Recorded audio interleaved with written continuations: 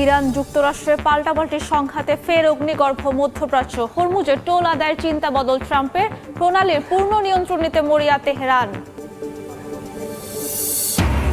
ট্রাম্পের সবুজ সংকেতে ইয়েমেনে হামলা করে রিয়াদ। মার্কিন সংবাদ মাধ্যমের প্রতিবেদন, অবরোধ বন্ধ না করলে সৌদি বিমানবন্দরকে লক্ষ্যবস্তু বানানোর হুঁশিয়ারি হাউথির।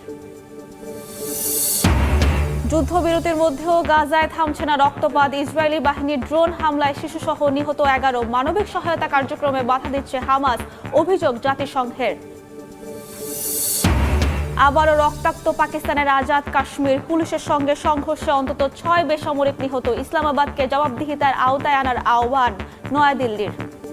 ইরানের বিভিন্ন সামরিক ও বন্দর এলাকায় নতুন করে হামলা চালিয়েছে যুক্তরাষ্ট্র। যুদ্ধ অব্যাহত থাকবে বলে জানিয়েছেন মার্কিন president Donald Trump. Jordan, Kuwait সহ উপসাগরীয় অঞ্চলে মার্কিন সামরিক স্থাপনাকে লক্ষ্য করে পাল্টা ড্রোন ও ক্ষেপণাস্ত্র হামলার দাবি করেছে তেহরান। উত্তেজনার মধ্যেই হরমুজ প্রণালীতে 20% টোল আদায়ের প্রস্তাব থেকে সরে এসেছেন ট্রাম্প, আর প্রণালী পূর্ণ নিয়ন্ত্রণে নেওয়ার ঘোষণা দিয়েছে ইরান। মধ্যপ্রাচ্যে উত্তেজনা আরও বাড়িয়ে ইরানের দক্ষিণাঞ্চলে নতুন করে হামলা চালিয়েছে যুক্তরাষ্ট্র। ইরানি সংবাদ মাধ্যমগুলোর দাবি, মঙ্গলবার বন্দর আব্বাস, সিরিক, চাবাহার, বামপুর, কেশমদ্বীপ ও আহভাজ সহ একাধিক এলাকায় বিস্ফোরণের ঘটনা ঘটেছে। মার্কিন সেন্ট্রাল কমান্ড জানায়, ইরানের বন্দরগুলোর ওপর আবারও নৌ অবরোধ জোরদার করা হয়েছে। তাদের দাবি, বর্তমানে মধ্যপ্রাচ্যে 20টির বেশি মার্কিন যুদ্ধ জাহাজ এবং শত শত সামরিক বিমান মোতায়েন রয়েছে। পাশাপাশি নতুন করে ব্যক্তি, প্রতিষ্ঠান ও জাহাজকে লক্ষ্য করে ইরানের ওপর নিষেধাজ্ঞাও আরোপ করেছে যুক্তরাষ্ট্রের অর্থ বিভাগ। যতদিন যুদ্ধ থামতে না বলছেন ততদিন যুদ্ধ চলবে বলে ফক্স নিউজকে জানিয়েছেন খোদ মার্কিন প্রেসিডেন্ট ডোনাল্ড ট্রাম্প। ইরানের জ্বালানি খাতকে একেবারে শেষ টার্গেট হিসেবে রেখেছেন বলেও উল্লেখ করেন তিনি। পাল্টাপাল্টি হামলার মধ্যেই হরমুজ প্রণালী ইস্যুতে অবস্থান পরিবর্তনের ইঙ্গিত দিয়েছেন ট্রাম্প। কৌশলগত নৌপথে চলাচলের জন্য 20% টোল আদায়ের প্রস্তাব থেকে সরে এসেছেন তিনি। এর পরিবর্তে উপসাগরীয় দেশগুলোর সঙ্গে বাণিজ্য ও বিনিয়োগ চুক্তি সম্প্রসারণে গুরুত্ব দেবেন বলে জানান মার্কিন president. I'll save the energy targets for last, but ultimately we'll hit energy targets, yeah. But we're going to hit them very hard tonight.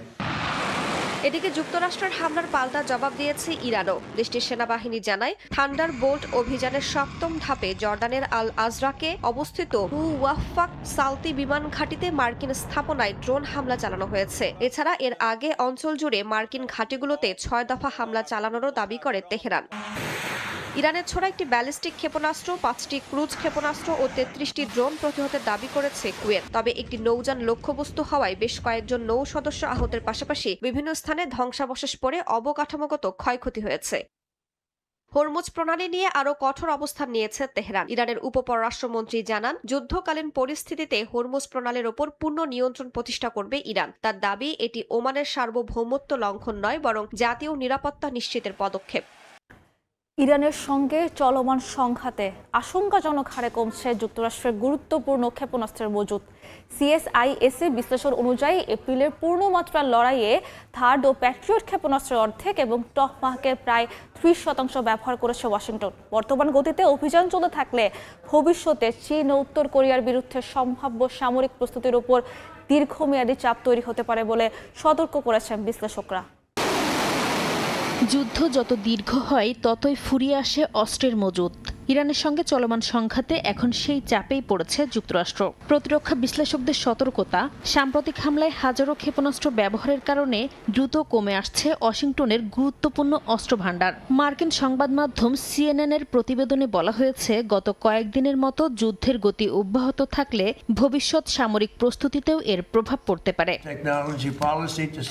ইরানের সঙ্গে যুদ্ধবিরতি কার্যত শেষ বলে প্রেসিডেন্ট ডোনাল্ড ট্রাম্পের ঘোষণার পর নতুন করে সংঘাত তীব্র হওয়ার আশঙ্কা বেড়েছে। এর মধ্যেই সিএসআইএস-এর বিশ্লেষণে উঠে এসেছে, এপ্রিলের পূর্ণমাত্রায় লড়াইয়ে যুক্তরাষ্ট্র তার থার্ড ও প্যাট্রিয়ট ক্ষেপণাস্ত্রের প্রায় অর্ধেক এবং টমাহক ক্ষেপণাস্ত্রের প্রায় 30% ব্যবহার করে ফেলেছে।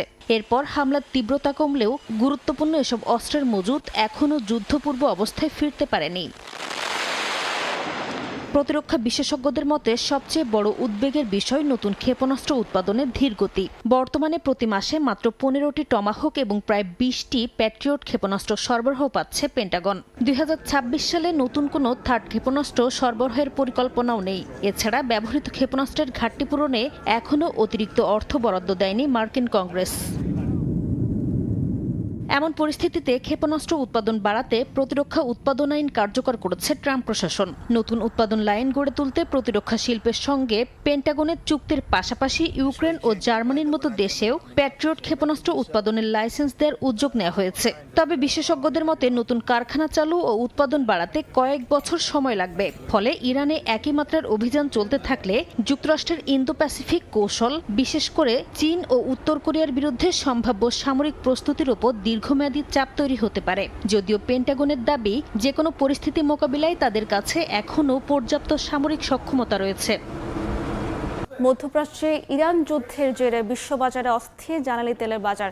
হরমুজ প্রণালী কার্যত বন্ধ থাকায় ব্যাহত হচ্ছে বৈশ্বিক সরবরাহ। আর এর প্রভাবে এপ্রিল থেকে জুন প্রান্তিকে আন্তর্জাতিক বাজারে প্রতি ব্যারেল অপরিশোধিত জ্বালানি তেলের গড় দাম ঠেকে $97। এক বছর আগে ছিল যা $67। এমন সংকটকালে তেল উৎপাদন ও গ্যাস খাত থেকে রেকর্ড আয়ের পূর্বাভাস দিয়েছে বহুজাতিক কোম্পানি ব্রিটিশ পেট্রোলিয়াম।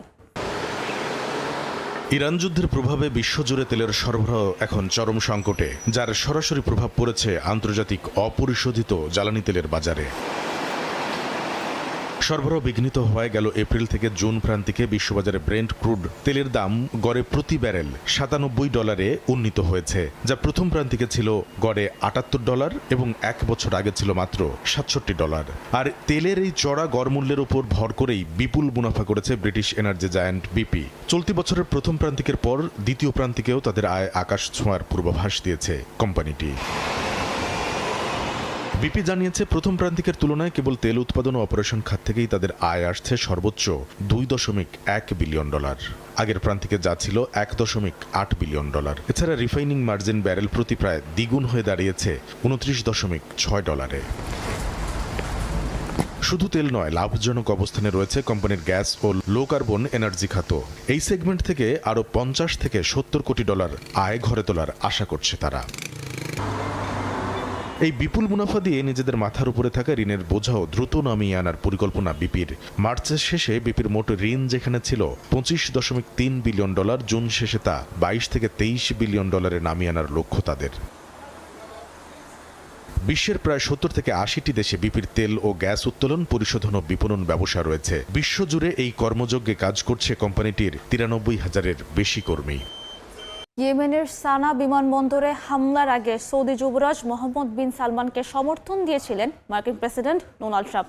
এমন বিস্ফোরক তথ্য উঠে এসেছে মার্কিন সংবাদ মাধ্যম এক্সিওসের প্রতিবেদনে। এদিকে সানায় অবরোধ অব্যাহত থাকলে সৌদি বিমানবন্দরগুলোকে লক্ষ্যবস্তু করা হবে বলে হুঁশিয়ারি দিয়েছে হাউথি বিদ্রোহী। সৌদি সমর্থিত ইয়েমেন সরকার ও ইরান সমর্থিত হাউথির পাল্টাপাল্টি হামলার জেরে মধ্যপ্রাচ্যে উত্তেজনা আরও তীব্র হওয়ার আশঙ্কা করছেন বিশ্লেষকরা। সোমবার সানার আন্তর্জাতিক বিমানবন্দরের রানওয়েতে হামলা চালানো হয়। এর জন্য সৌদি সমর্থিত ইয়েমেন সরকারকে দায়ী করে আবহা আন্তর্জাতিক বিমানবন্দরের দিকে ব্যালিস্টিক ক্ষেপণাস্ত্র ও ড্রোন ছড়ে হাউথি বিদ্রোহী। 4 বছরের নীরবতার পর আবারও বড় সংঘাতের মুখে দুপক্ষ। এ ঘটনায় বিস্ফোরক তথ্য প্রকাশ করেছে মার্কিন সংবাদ মাধ্যম এক্সিওস। সংবাদ মাধ্যমটির প্রতিবেদনে বলা হয়েছে, হাউথির বিরুদ্ধে সামরিক অভিযান শুরুর আগে সৌদি যুবরাজ মোহাম্মদ বিন সালমান হোয়াইট হাউসকে পরিকল্পনার কথা জানান এবং প্রেসিডেন্ট ডোনাল্ড ট্রাম্পের সমর্থন চান। যুক্তরাষ্ট্রের 2 কর্মকর্তার বরাতে প্রতিবেদনে আরও বলা হয়, ট্রাম্প সেই অভিযানে সবুজ সংকেত দেন। বিশ্লেষকদের মতে এর মধ্য দিয়ে হাউথির সঙ্গে বড় ধরনের সংঘাতের আশঙ্কায় সামরিক ও কূটনৈতিকভাবে ওয়াশিংটনের সহায়তা নিশ্চিত করতে চাইছে রিয়াদ, এমনটাই ইঙ্গিত পাওয়া যায়। এদিকে হাউথির রাজনৈতিক ব্যুরোর সদস্য মোহাম্মদ আল বুখাইতি হুঁশিয়ারি দিয়ে বলেন, সানার ওপর অবরোধ অব্যাহত থাকলে সৌদি বিমানবন্দরগুলো তাদের লক্ষ্যবস্তু হবে। একই সঙ্গে সৌদি আকাশসীমা ব্যবহার না করার জন্য আন্তর্জাতিক এয়ারলাইন্সগুলোকেও সতর্ক করেছে তারা। বিশ্লেষকদের আশঙ্কা, এই পাল্টাপাল্টি হামলার মধ্য দিয়ে 2022 সাল থেকে কার্যত বহাল থাকা অনানুষ্ঠানিক যুদ্ধবিরতি ভেঙে পড়তে পারে। নতুন করে সৌদি হাউথি সংঘাত শুরু হলে শুধু ইয়েমেন নয়, ইরান যুক্তরাষ্ট্র উত্তেজনাও আরও তীব্র হতে পারে। পাশাপাশি লোহিত সাগরের প্রবেশদ্বার বাবাল মানদেব প্রণালীতে নৌ চলাচল ব্যাহত হওয়ার আশঙ্কাও বাড়ছে, যা বৈশ্বিক জ্বালানি ও বাণিজ্য সরবরাহ ব্যবস্থার ওপর বড় প্রভাব ফেলতে পারে। ওয়াশিংটন সফরে মার্কিন প্রেসিডেন্ট ডোনাল্ড ট্রাম্পের সঙ্গে বৈঠক করেন ইরাকের প্রধানমন্ত্রী আলী আল জাইদি। জ্বালানি খাতে বড় ধরনের মার্কিন বিনিয়োগ আকর্ষণ, দ্বিপক্ষীয় অর্থনৈতিক সহযোগিতা এবং আঞ্চলিক নিরাপত্তা ইস্যুতে আলোচনা করেন দুই নেতা। ইরাক থেকে আরও বেশি তেল উত্তোলনে মার্কিন কোম্পানিগুলো কাজ করবে বলে জানান ট্রাম্প। এতে বাগদাদের জ্বালানি খাতের সম্ভাবনা আরও সম্প্রসারিত হবে বলে আশাবাদী তিনি। গত মে মাসে দায়িত্ব গ্রহণের পর প্রথম বিদেশ সফরে যুক্তরাষ্ট্রে ইরাকের প্রধানমন্ত্রী আলী আল জাইদি। স্থানীয় সময় মঙ্গলবার মার্কিন প্রতিরক্ষা মন্ত্রী পিট হেগসেথ পেন্টাগনে তাকে আনুষ্ঠানিক গার্ড অব অনার প্রদান করেন। পরে হোয়াইট হাউস ও পেন্টাগনে পৃথক বৈঠকে মার্কিন প্রশাসনের শীর্ষ কর্মকর্তাদের সঙ্গে আলোচনা করেন ইরাকি প্রধানমন্ত্রী। হোয়াইট হাউসে প্রেসিডেন্ট ডোনাল্ড ট্রাম্পের সঙ্গে বৈঠকে আঞ্চলিক সংঘাতের প্রভাবে অর্থনৈতিক চাপে থাকা ইরাকের তেল, গ্যাস ও বিদ্যুৎ খাতে বড় ধরনের মার্কিন বিনিয়োগের আহ্বান জানান জাইদি। বলেন, ওপেকের প্রতিষ্ঠাতা সদস্য হিসেবে ইরাক তার প্রাকৃতিক সম্পদের ন্যায্য অংশীদারিত্ব প্রত্যাশা করে। একই সঙ্গে ইসলামিক স্টেটের বিরুদ্ধে দীর্ঘ বছরের লড়াইয়ে ইরাকের বিপুল ক্ষয়ক্ষতির কথাও তুলে ধরেন তিনি। ওই সংঘাত দেশের অর্থনীতি ও অবকাঠামোর ওপর বড় ধরনের চাপ সৃষ্টি করেছে বলে উল্লেখ করেন জাইদি। আমরা ওপেক প্রতিষ্ঠাকারী দেশগুলোর একটি, তাই ইরাক তার প্রাকৃতিক সম্পদের ন্যায্য অংশ পাওয়ার অধিকার রাখে। যুক্তরাষ্ট্রের সহায়তায় ইরাক আইএস ও সন্ত্রাসবাদের বিরুদ্ধে দীর্ঘ লড়াই করেছে। এই যুদ্ধে বিপুল অর্থনৈতিক ক্ষতি হয়েছে এবং দেশের অবকাঠামো ব্যাপকভাবে ধ্বংস হয়েছে। ইরাকের মোট ক্ষয়ক্ষতির পরিমাণ $400 বিলিয়নেরও বেশি।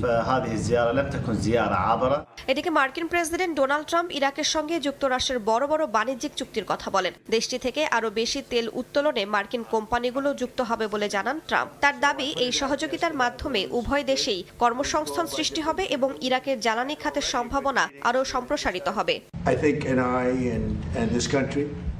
আমরা দুই দেশের জন্যই বিপুল কর্মসংস্থানের সুযোগ সৃষ্টি করব এবং ইরাক থেকে আরও বেশি তেল উত্তোলন করব। দেশটি থেকে প্রচুর তেল উৎপাদন হবে আর সেই কাজ মূলত মার্কিন কোম্পানিগুলোই করবে। তারা এখন অন্যদের সঙ্গে নয়, যুক্তরাষ্ট্রের সঙ্গে ব্যবসা করতে চায়। এটি অবশ্যই ইতিবাচক। মার্কিন প্রেসিডেন্ট আরও জানান, কংগ্রেসে বিবেচনাধীন রাশিয়া সম্পর্কিত নিষেধাজ্ঞা বিলে ইরান ও হিজবুল্লাহকেও অন্তর্ভুক্ত করা হতে পারে, যদিও এ বিষয়ে বিস্তারিত কিছু জানাননি মার্কিন প্রেসিডেন্ট। বিশ্লেষকদের মতে, এমন পদক্ষেপ বাস্তবায়িত হলে মধ্যপ্রাচ্যের ভূ রাজনীতি এবং ওয়াশিংটনের নিষেধাজ্ঞা নীতিতে নতুন মাত্রা যোগ হবে। গাজায় থামছে না রক্তপাত। উপত্যকার উত্তরাঞ্চলে একটি পুলিশ স্টেশনে ইসরায়েলি ড্রোন হামলায় নিহত হয়েছেন অন্তত 8 জন। একই দিনে দক্ষিণাঞ্চলে আরও 3 জন নিহত হয়েছেন, যাদের মধ্যে রয়েছে 10 বছরের একটি শিশুও। এদিকে গাজায় মানবিক সহায়তা কার্যক্রমে হামাস বাধা দিচ্ছে বলে অভিযোগ করেছে জাতিসংঘ। যুদ্ধবিরতির মধ্যেও ইসরায়েলের হামলায় আবারও কেঁপে উঠল গাজা। গাজার জাবালিয়া শরণার্থী শিবিরের একটি পুলিশ স্টেশন লক্ষ্য করে ছোড়া হয় একের পর এক ক্ষেপণাস্ত্র। মুহূর্তেই ধ্বংসস্তূপে পরিণত হয় পুলিশ স্টেশনটি। হামলায় পুলিশ স্টেশনের পরিচালক সহ নারী পুলিশ কর্মকর্তা এবং বেসামরিক নাগরিকের হতাহতের খবর পাওয়া গেছে। নিহতদের মরদেহ নেওয়া হয় আল শিফা হাসপাতালে। এ হামলাকে ভয়াবহ গণহত্যা বলে উল্লেখ করেছে ফিলিস্তিন কর্তৃপক্ষ। ইসরায়েলি সেনাবাহিনীর দাবি, হামলায় হামাসের সঙ্গে সংশ্লিষ্ট কয়েকজন সদস্যকে লক্ষ্যবস্তু করা হয়েছিল। একই দিন গাজার খান ইউনিসেও হামলা চালানো হয়। দখলদার বাহিনীর বিমান হামলায় বেশ কয়েকজন হতাহত হয়েছেন। এছাড়া আল মাওয়াসি এলাকায় ইসরায়েলি সেনাদের গুলিতে প্রাণ হারায় মাত্র 10 বছর বয়সী এক শিশু। গুলিবিদ্ধ হওয়ার পর স্বজনরা হাসপাতালে নেওয়ার চেষ্টা করলে পথেই তার মৃত্যু হয়। আমরা নিরাপত্তা চাই, এই সংকটের সমাধান চাই। আমরা চাই যুদ্ধ বন্ধ হোক, শিশুদের ওপর এই হত্যাযজ্ঞ বন্ধ হোক। এই শিশুটির অপরাধ কি ছিল? কেন তাকে হত্যা করা হলো? প্রাণহানির পাশাপাশি গাজায় মানবিক সংকটও তীব্র আকার ধারণ করেছে। জাতিসংঘের অভিযোগ, উপত্যকায় মানবিক সহায়তা কার্যক্রম বাধা দিচ্ছে হামাস। সংস্থাটির দাবি, জাবালিয়ার একটি খাদ্য বিতরণ কেন্দ্রে সশস্ত্র ব্যক্তিদের প্রবেশের কারণে ত্রাণ বিতরণ সাময়িকভাবে বন্ধ করতে হয়েছে। তবে এ অভিযোগের বিষয়ে হামাসের পক্ষ থেকে তাৎক্ষণিক কোনো প্রতিক্রিয়া পাওয়া যায়নি। ফিলিস্তিনপন্থী কর্মী মাহমুদ খলিল মার্কিন প্রেসিডেন্ট ডোনাল্ড ট্রাম্প প্রশাসন 3টি বেসামরিক সংগঠনের বিরুদ্ধে মামলা করেছেন। তার অভিযোগ, সমন্বিত ষড়যন্ত্রের মাধ্যমে তাকে লক্ষ্যবস্তু বানিয়ে দেশ ছাড়া করার চেষ্টা করা হয়েছে। ম্যানহাটনের একটি ফেডারেল আদালতে দায়ের করা মামলায় ট্রাম্প প্রশাসনের কয়েকজন জ্যেষ্ঠ কর্মকর্তা, রক্ষণশীল থিঙ্ক ট্যাঙ্ক হেরিটেজ ফাউন্ডেশন এবং প্রো ইসরায়েল সংগঠন বেতার ও ক্যানারি মিশনকে আসামি করা হয়েছে। মামলায় ক্ষতিপূরণ চেয়েছেন খলিল। তার অভিযোগ, প্রজেক্ট অ্যাস্থার নামে একটি পরিকল্পনার মাধ্যমে যুক্তরাষ্ট্রে ফিলিস্তিনপন্থী আন্দোলন দুর্বল করতে তাকে এবং নাগরিক নন এমন কর্মীদের লক্ষ্যবস্তু করা হয়েছে। পাশাপাশি ফিলিস্তিনিদের পক্ষে অবস্থানকে ইহুদি বিদ্বেষের সঙ্গে ইচ্ছাকৃতভাবে মিলিয়ে দেখানোরও অভিযোগ করা হয়েছে।